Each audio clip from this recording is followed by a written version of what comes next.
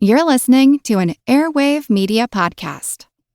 ¿Hablas español? Sprichst du Deutsch? Kan du norsk? If you used Babbel, you would. Babbel's conversation-based techniques teaches you useful words and phrases to get you speaking quickly about the things you actually talk about in the real world, with lessons handcrafted by over 200 language experts and voiced by real native speakers. Babbel is like having a private tutor in your pocket. Start speaking with Babbel today. Get up to 55% off your Babbel subscription right now at babbel.com/Spotify. Spelled BABBEL.com/Spotify. Rules and restrictions may apply. The Roses were living the dream. To you, my darling. No, to you.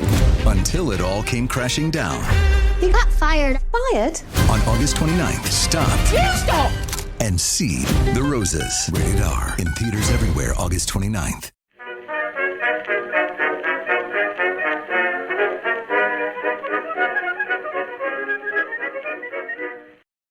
Hello everyone and welcome to History of the Second World War, episode 229, The Battle of Britain Part 4, Familiar Failures. This week, a big thank you goes out to Mike, David, Dallas, and Harsh Badger for supporting the podcast by becoming members. Members get access to ad-free versions of all of the podcast episodes, plus special member-only episodes roughly once a month. Head on over to historyofthesecondworldwar.com/members to find out more. After the Luftwaffe staff conference on August 19th, the decision was made to shift the focus of Luftwaffe attacks, with the daylight efforts more directly targeting southeast England, which were the areas covered by 11 Group of Fighter Command. This would eventually lead to a very rough 2 weeks for 11 Group and for Fighter Command in general, with Churchill later describing these weeks as, quote, "During these crucial days, the Germans had continuously applied powerful forces against the airfields in South and Southeast England. Their objective was to break down the day fighter defense of the capital, which they were impatient to attack." End quote. This could be considered the third phase of the Battle of Britain. After the weeks of the Channel War, then the opening 10 days of broad attacks on the RAF, and now the focus on the elimination of Fighter Command by attacks on 11 Group. It would take some time for the Luftwaffe to be ready, though, because all of Luftflotte 3's fighter groups had to be transitioned over to Luftflotte 2, and then the undefeated enemy of weather got involved and delayed the start of the new effort for a further 4 days. These delays meant that the new attacks would begin on August 24th. This new German plan showed a real sense of purpose for one of the first times in the campaign, and in retrospect is probably what they should have been doing from the beginning. With so many of the Bf-109s given to Kesselring and Luftflotte 2, and then more narrow target selections being made for the bombers, the focus would almost exclusively be on 11 Group of RAF Fighter Command, commanded by Air Vice Marshal Park. Critically, 11 Group controlled access to London, which the Germans wanted to attack. But the RAF was still prepared for what was about to happen, or as prepared as they could be. The middle of August was a time for squadron rotations, as those that were spent due to their efforts of the previous 2 weeks were replaced by fresher squadrons from other fighter groups. For example, 64 Squadron was replaced by 615 Squadron, and 226 Squadron was replaced by 264 Squadron. This allowed for fresher men and machines to be brought into the heaviest areas of fighting, but was also not something that Fighter Command could do indefinitely. There simply were not enough squadrons to allow each one to fully recover from their period of greatest action before being rotated back in. In fact, on August 19th, 264 Squadron was one of the few squadrons that was available, and it was equipped with the much-maligned Defiant turret fighter. The Defiant traded speed and maneuverability for the ability to engage enemies from a powered turret located behind the cockpit, and it had proven that the aircraft had a lot of problems, honestly, when faced with German single-engine fighters. These problems were known, but as more and more Hurricane and Spitfire squadrons were worn down and needed to be rotated out, there were only so many options for replacement, and in this case, 264 would be put back in action, even knowing the downsides. August 24th would be a day of heavy operations for Luftflotte 2, with a total of 150 bombing sorties targeting a variety of airfields throughout the day. Ramsgate, Manston, Beeksborn, and Hornchurch were among the airfields that were targeted by the German bombers. The results of these bombing raids were mixed. Beeksborn had already been abandoned as an active base by the 24th, and so the bombs that fell there, almost 37 tons of them, were essentially wasted. At Hornchurch, 24 tons of bombs were dropped, but the only damage they caused was some craters on one of the outer taxiways, which was pretty much nothing and was quickly repaired. From the German perspective, these were both quite disappointing results, but more success was achieved in the raids against Manston. Manston was an airfield very close to the coast, and during the day it would be hit hard by 20 Ju-88s. The best description of the damage that was caused comes from Flying Officer William Fraser, who was at the airfield at the time of the attack. Quote, "This was the worst attack yet, and 7 men were killed. The landing grounds being covered with craters. Unexploded bombs were everywhere. Building and aircraft were burning fiercely. Communications had been cut, and the station was completely isolated." End quote. Along with the damage mentioned by Fraser, many of the living quarters were destroyed, and the ammunition storage was hit by a German bomb that resulted in multiple secondary explosions. The damage to Manston was so bad that it would be officially abandoned, and the aircraft there would be moved on to other airfields, primarily Hornchurch. The results at Manston are interesting because it's one of the few areas where the Luftwaffe would be able to achieve their exact goal. Looking back at the plans for the Luftwaffe before Eagle Day, the plan had been to pound the airfields into destruction, pushing back the RAF further and further away from the coast. They were almost always unsuccessful because the RAF underestimated how many bombs would be required to accomplish their goals. But there were moments when they were successful, like at Manston. While all this bombing was happening, most of the German fighters would spend the day near the coast, feinting attacks over land to try and draw out the British fighters into engagements where the German fighters were not encumbered by the need to protect formations of bombers. They would have only mixed success in these efforts because RAF Fighter Command was already trying not to engage just the German fighters. They wanted the bombers, and they mostly just stayed away if bombers were not involved. The shift in focus to Kesselring's Luftflotte 2 did not mean that Spurl's Luftflotte 3 was completely inactive on August 24th, and even though most of its Bf-109s had been shifted over to Luftflotte 2, it would still execute a major raid on Portsmouth on the 24th. 46 Ju-88s would be used, and the target would be the Royal Dockyards and associated infrastructure. In this case, the German raiders were lucky because the new radar receiver at Ventnor, which had replaced the one that was damaged in an earlier German raid, was having issues and did not detect the raid until it was too late. This meant that the German bombers were able to drop their bombs unmolested, although the vast majority of the bombs that they did drop did not hit their targets and instead fell on civilian districts in Portsmouth. This would result in 104 civilians killed and 237 injured. Here again, you can see one of the ways in which the German campaign was having some success, with the degradation of the chain home system allowing their bombers to reach targets without facing any resistance. The issue for the Luftwaffe was that even these successes were often balanced against losses that made the entire adventure unsustainable. On the 24th, the Germans actually lost more fighters than the British, with 23 British aircraft being shot down, including 4 Defiants, and the Germans losing 24 Me-109s.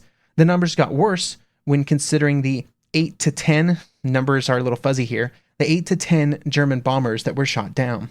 It seemed that no matter what the Luftwaffe did and what targets they focused on, what was really happening was that the Battle of Britain was turning into a battle of attrition, and it was not going in their favor. That did not mean their efforts were not meeting with some success, though. August 25th would be a successful day for the Luftwaffe, with one of the major efforts of the day being a raid on the airfield at Wormwell. 30 Ju-88s would be sent on the attack, escorted by a large formation of both Bf-110s and Bf-109s. Unlike the day before at Portsmouth, the chain home station performed perfectly in detecting the raid at very long range, which allowed multiple squadrons of Hurricanes and Spitfires to be brought in to intercept the German formations well before they reached their targets. The multiple squadron melee would see 10 German aircraft and 7 British fighters shot down, as the German bombers continued on their way to the airfield, where they would manage to drop their bombs with much better accuracy than normal. 30 bombs in total would hit the airfield. As the German formations turned for home, another squadron of Hurricanes arrived to try and cause additional damage, but 2 were lost in exchanges with 109s. For all this effort, and for all the losses on both sides, Wormwell was out of operation for a grand total of 18 hours. In this case, even though the Germans focused a large number of aircraft on one target, it resulted in very little in terms of real infrastructure damage. The good news was that the aircraft numbers on the 25th were much better, with the RAF losing a total of 27 aircraft, while the Luftwaffe lost only 21. The attack on Wormwell had been led by bombers from Spurl's Luftflotte 3, and the next day on the 26th, they would once again be in action for their last daylight raid of the campaign, when they would once again target Portsmouth in an effort to seriously damage the port facilities. One of the challenges I've faced with these episodes of the podcast is that while there is a finite number of raids that can be covered in each episode without getting down to incredibly specific levels of detail, often when one raid was happening, there were many other engagements happening along the entire front of the coast. The 26th is a good example of this because while the main effort was going to be made against Portsmouth, it was supported by multiple different fighter squadrons all along the front. The goal of these engagements, or the other engagements, was to try and pull the RAF fighters away from the bombers. And so while the 48 HE-111s were forming up and moving on their way, there were multiple groups of German fighters and bombers moving in to attack further to the east. These fighter and bomber raids had to be answered by Fighter Command squadrons, with 245 and 234 and 609 all being sent into the attack. This effectively removed them from the board as an answer to the raid on Portsmouth due to simply the cycle time between when they were in the air, when they landed and refueled, and then when they were ready to get back into action. These distractions were not free though, and in fact 3 109s were shot down in exchange for just damage on 2 Spitfires through these distractions. But it did accomplish the goal of pulling fighters away from possibly answering the Portsmouth bombing raid. Unfortunately, for the men aboard the HE-111s, Fighter Command was really good at bringing in squadrons from elsewhere when required. This meant that they were able to bring in 43, 602, and 615 squadrons, which was a major problem for the German bombers because it was anticipated that most of the British fighters would be distracted, and so the German fighters were caught out of position. One of the interesting problems for German bombers during the Battle of Britain, and it was really kind of showcased here while the British fighters were moving into attack, is that they actually did not have radio communications with the German fighters. The bombers and fighters could not communicate via radio, and the only way that the bombers had to communicate with the fighters was through the use of flares. For the Portsmouth raid, the German fighters would not arrive from their top cover positions in time, even though the HE-111s were popping many flares to try and get their attention. And the Hurricanes of 615 Squadron would cause major problems just as the HE-111s were getting ready to drop their bombs. This would contribute to the fact that most of the bombs would end up falling in the harbor, which was completely useless unless you really, really hated water. To make matters worse, 4 HE-111s and 7 109s were lost in exchange for just 4 Hurricanes and a single Spitfire. What was planned to be the final culminating raid on Portsmouth proved to be a disaster.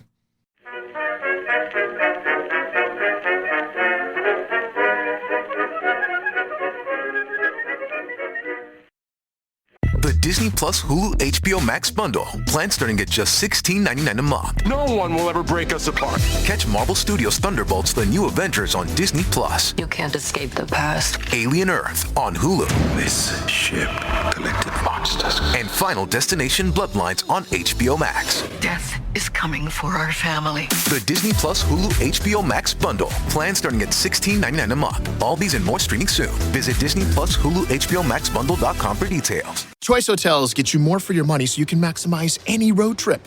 Let's get real close to hear the maximum sizzle of Comfort Inn's free hot breakfast. Maximized. Check into more. Book direct at choicehotels.com.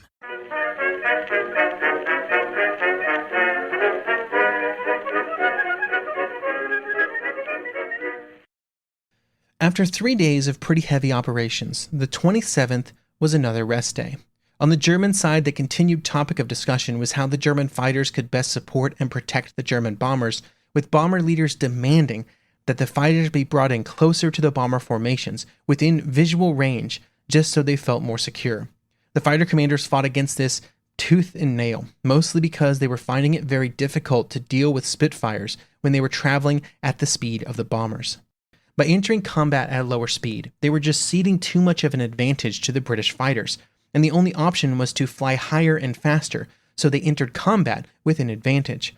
The result of these conversations would be a compromise. More fighters would fly close to the bombers, but the rest would continue their more typical flight path above and often in front of the bombers. While these instances of discussions and adjustments were important, there was also always small changes to German tactics happening throughout the entire course of the campaign. They were not just doing the same thing day after day after day and expecting different results. For example, throughout the month of August, they realized the British early warning system was really good at vectoring fighter squadrons onto raids. But this was largely thanks to its ability to detect German squadrons out over the channel and then meet them at or near the coast. To try and reduce their effectiveness, the Luftwaffe would shift their tactics, and instead of forming up individual raids over France, they would instead fly as one big group over to England, and only after they were over the coast, they would split into their own individual raids. As long as the split happened before British fighters arrived, it meant that at least some of the day's raids would be safer because the RAF planes would be in the wrong place. It's almost impossible to track all the small adjustments like this throughout the entire campaign, but they were happening all the time. On the British side, the 27th was another day for squadron rotations, with multiple different squadrons rotating out of 11 groups to rest and rebuild after damage they suffered over the previous days. The following day, the 28th, would be another day of raids on airfields, but the day would actually start with some interesting headlines from a few different British newspapers. Over the previous week, the Germans had increased the size of their night bomber raids, as Perl's Luftwaffe 3 shifted almost entirely to nighttime operations. For example, on August 26th, 200 bombers had scattered around to a variety of different targets, including targets close to London, during the night. The same would happen on the 27th. The Yorkshire Post would run an editorial to try and explain why the size of these nighttime raids was increasing. Quote, "One prime reason, and a very encouraging reason for us, is the failure of their big daylight offensive a fortnight ago." End quote. This was not too far from the truth. The daytime raids were not accomplishing their goals, and the shift to nighttime raids was done to try and use the bombers while allowing for a greater concentration of fighter escorts on the remaining daylight raids. The increased number of available 109s would be used on the 28th to escort 2 different raids, and then to fly a series of fighter sweeps independent of the bomber raids. The first raid of the day would target the airfield at Eastchurch. 5 RAF squadrons were sent to meet it, but they were unable to get through the fighter protection, and the bombers would reach the airfield. Once again, the damage would be somewhat disappointing, and while there would be damage, their only real outcome is that Eastchurch could only be used during the day to avoid some of the damage, so fighters couldn't see it in the dark. The second raid of the day was against the Rochefort airfield. Again, bombs were dropped on the airfield and damage was caused, but the airfield was not put out of action. Then in the afternoon, the fighter sweeps would occur over the course of 3 hours. These fighter sweeps were what the German fighters actually wanted to be doing throughout the campaign, but their opportunities were limited. In this case, they would have 3 hours of sweeps, and Fighter Command would actually rise to the challenge, with Park sending 7 11-group squadrons to meet the German fighters. At the end of the day, these fighter sweeps seemed successful, with the German pilots reporting the destruction of 16 Hurricanes, 14 Spitfires, and 4 Defiants. But the actual losses were far less, and there were actually only 6 Hurricanes, 5 Spitfires, and 3 Defiants that were destroyed, about half of the claimed number. This was balanced against 15 109s and 3 bombers on the German side. This day provides a good example of how inflating the kill estimates on the German side could cause problems, because if you know that you lost 15 fighters, 15 Bf 109s, but you think you destroyed 34 enemy fighters, things are going pretty good. When the actual number against your 15 is just 14, there's a different evaluation of what's happening there, and the Germans were simply believing that they were accomplishing far more than they were. The 29th was a day full of more German fighter sweeps, with massive numbers of German fighters with only a few German bombers sprinkled in. The challenge for the Germans in this case was that instead of sending out the fighter squadrons to meet all of these sweeps, Park at 11 Group headquarters ordered that squadrons should stay on the ground unless there were bombers to attack. This was important because it points to 2 very different goals that were happening on both sides that continued to make it difficult for the Germans to achieve the levels of success that they were looking for. The Germans wanted to destroy enemy fighter squadrons, whether in the air or on the airfields. It didn't matter, that was their goal. On the British side, their primary target was the bombers. Victories over German fighters was all well and good, but really the goal was to reduce the number of bombs that could be dropped through downing the bombers. This meant that often the only real way for the Luftwaffe to get the RAF fighter squadrons in the air was to dangle bombers as bait, but that almost always resulted in heavy bomber losses. On the 29th, the hope was that the fighters alone would be enough to get the Spitfires and Hurricanes in the air, but the results were disappointing, with only 4 Spitfires and 6 Hurricanes actually shot down, which was more than the 8 109s that were destroyed. Of course, the Germans claimed almost double the number of actual British aircraft destroyed, 16 Spitfires and 3 Hurricanes, again versus 4 and 6 that were the actual numbers. The original plan for the Luftwaffe's air campaign had been to attack the RAF airfields in a specific order, moving from further away from London to closer to London over the course of 3 stages. Stage 3, targeting the airfields closest to London, would begin on August 30th.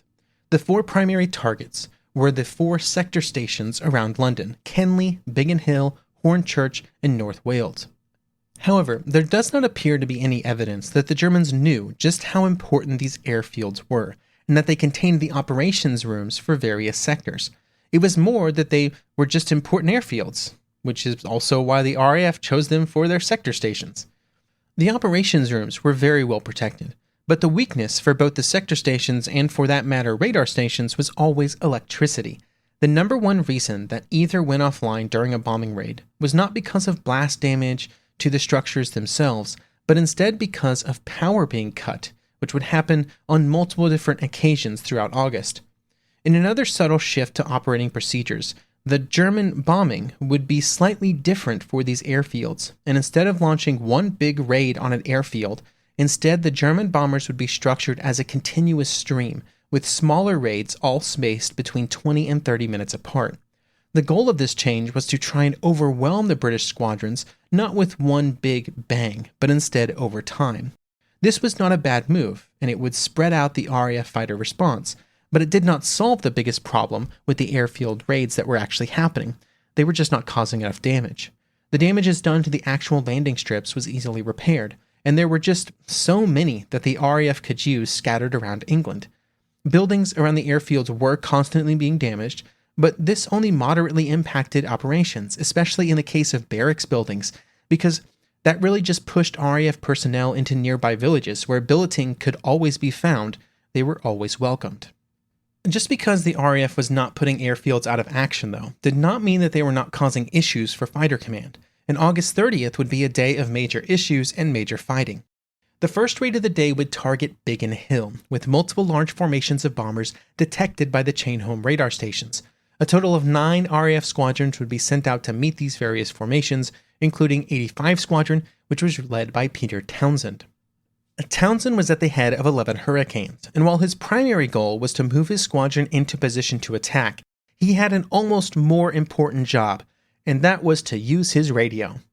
Once German bombers were over England, the available radar coverage was far more sparse, and the RAF relied heavily on observers on the ground. But on cloudy days, even partly cloudy days, the ability of individuals on the ground to spot and track the German bomber groups was greatly decreased. This was a problem if there were no British aircraft in the area, but as long as a single squadron could locate the German bombers, then they could provide a tremendous amount of information back to the sector stations. On August 30th, and for the German bomber raid that was inbound on Biggin Hill, Townsend and his Hurricanes were that squadron, and they were able to relay the size of the German formations, their altitude, course, and a position estimate that could be used for all the other squadrons that were on their way in. The end result in this case is that the first squadrons of German bombers were set upon by 45 total fighters from 4 different squadrons, and the bombing raid had to simply be abandoned. This did provide an opening for the following squadrons or the following groups that were following close behind, but cloud cover made it difficult for them to find Biggin Hill, and those that did only managed to get a small percentage of their bombs actually on the airfield. More of them landed in nearby villages. The response to the raid against Biggin Hill represented a major fighter command success, but the commitment of so many resources made it more difficult to respond to the second major raid of the day. This one was the one targeting the Vauxhall Motors factories northwest of London. For this raid, there were 30 German bombers, but many more fighter escorts, and Fighter Command was less prepared now and would not respond as well as they had earlier in the day. The most effective way for Fighter Command to respond to a German bombing raid particularly one escorted by fighters, was to arrive with multiple squadrons at once. This would overwhelm the fighter escort, and at least some of the British fighters would be able to make their way to the bombers. That did not happen against the Vauxhall raid, and instead multiple squadrons would arrive and move into attack by themselves. The Spitfires of 222 Squadron and the Hurricanes of 151 Squadron both tried to get through the fighter escort but would not be able to, and the bombers were able to drop their bombs on the Vauxhall factory in perfect formation. 39 employees were killed, 20 civilians in a nearby village were also killed, and 141 were injured. The challenge for the German bombers began when they turned for home. Over the course of their return flight, they would pay for their easy flight in, with 6 RAF squadrons arriving, downing 6 of the 30 German bombers, along with 3 Bf-110 escorts. The third major bomb raid of the day would take advantage of the same situation that had made the Vauxhall raid so successful. The fact that so many squadrons had been sent against a previous raid and then needed to return to base to rearm and refuel. In this case, 20 Dornier bombers, with their fighter escort, would only have to deal with a single fighter squadron on their way to the airfield at Detling, with over 40 bombs actually hitting the airfield and facilities once they got there, putting it out of action until the next day. Unlike during the Vauxhall raid, the RAF would be unable to extract a toll on the return journey of the bombers, and in fact all of the German bombers from this raid returned safely to base. The final raid of the day would see 6 Bf-109 and 10 Bf-110s set up as bombers on a raid against Biggin Hill, which they would also reach without real incident, dropping their bombs and killing 39 base personnel. During all of these raids, there were also constant fighter sweeps happening throughout the day. Overall, while the German bombing damage throughout the day was very good, and most of the bombers arrived over their targets successfully, the numbers in the air were once again disappointing, even if the Germans did not necessarily know it. While the Luftwaffe pilots, of course, overclaimed, the actual losses for the RAF were only 12 Hurricanes and 9 Spitfires, while the Germans lost 12 Bf-109s, 6 Bf-110s, and then 11 bombers. To give a fair count, I guess you also have to include the 7 bombers that the British also lost on various missions throughout the day, and also a few on the ground. But still, the Luftwaffe losses were higher in total. By the end of the 30th, while the Germans did not fully understand it due to faulty intelligence and information from their raids, the Luftwaffe was losing the Battle of Britain. But because they did not know it, their airfield attacks would continue throughout the first week of September, before they would make their very important decision that would change the course of the air battles over England, a decision that we will discuss next episode.